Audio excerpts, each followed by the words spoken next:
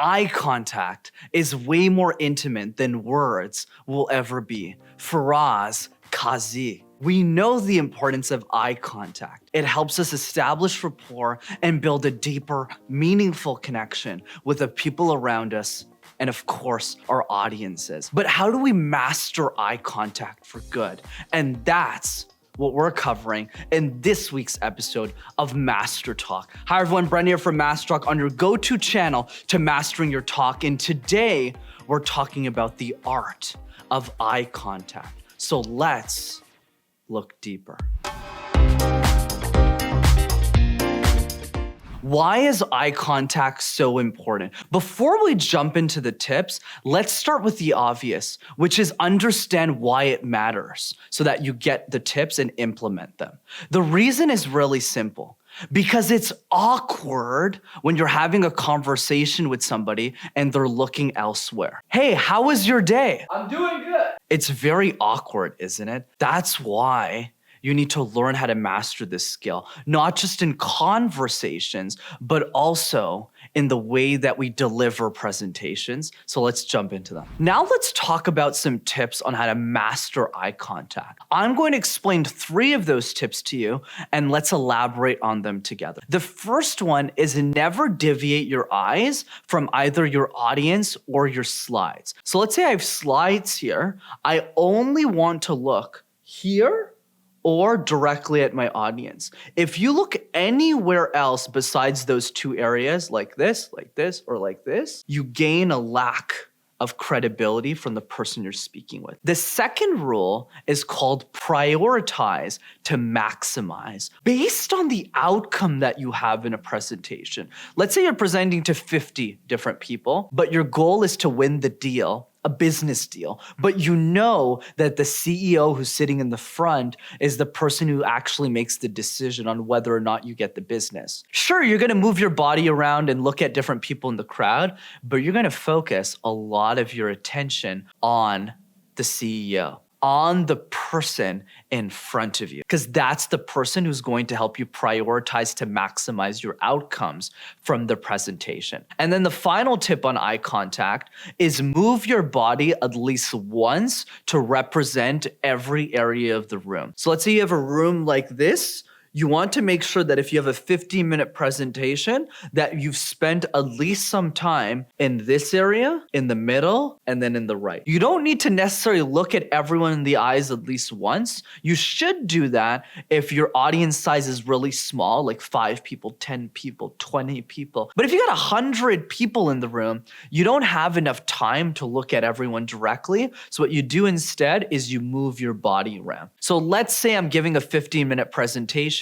I'll start in the middle. Hi everyone, hope you're all doing great.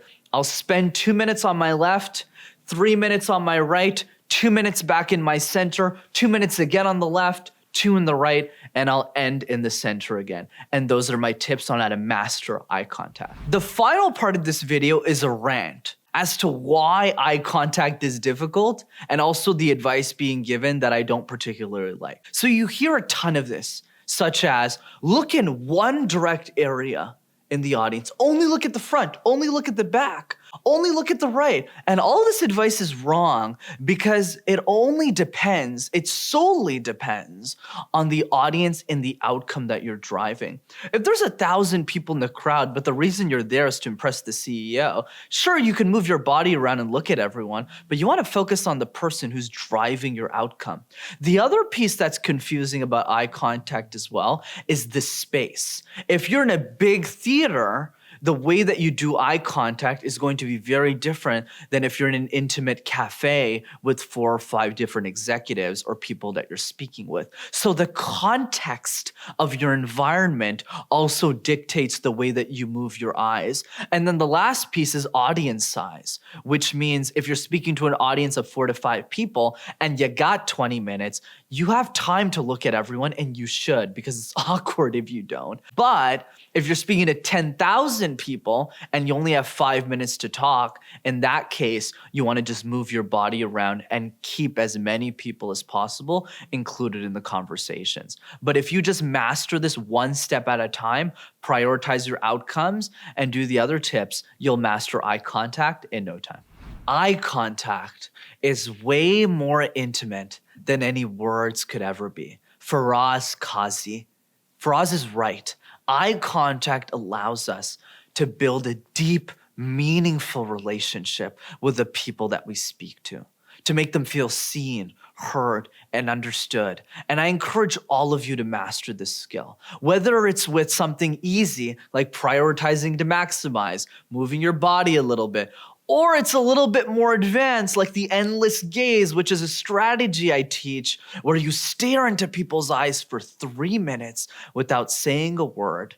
Regardless of what you're comfortable doing, eye contact and improving it will help step up your game to the next level. So I encourage you to focus on it and master it for success. As always, if you enjoyed this week's episode of Master Talk, be sure to smash that like button and subscribe to the YouTube channel as well to see more videos like this. And I also encourage you to come to my communication workshop over Zoom. That's absolutely free, by the way.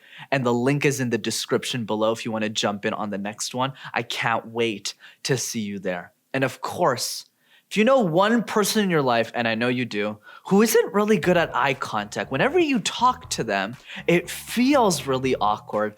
I encourage you to send them this video so that they'll be one step closer to gazing into your beautiful eyes. See you next time.